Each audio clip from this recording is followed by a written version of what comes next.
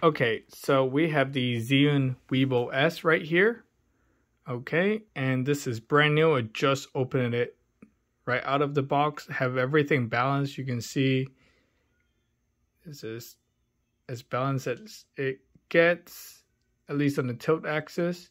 Okay, here you can see it's balanced, so it just stays there. Okay, so now what we're gonna do is we're gonna turn this on, and what you will see is the camera starting to just tilt down automatically by itself. And my main issue is that the joystick doesn't work. Like, it just doesn't work.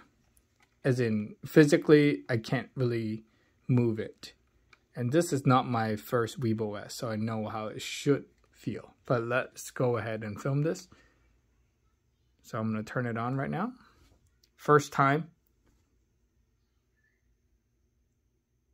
Immediately, it does that. And I'm currently in pan follow mode. So at least that part is sort of working.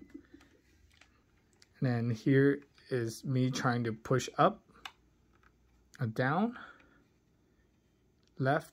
Actually, left and right doesn't even work. It's just the joystick stuck.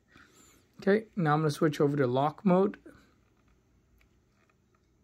There you go. I have to push really hard for it to actually go anywhere.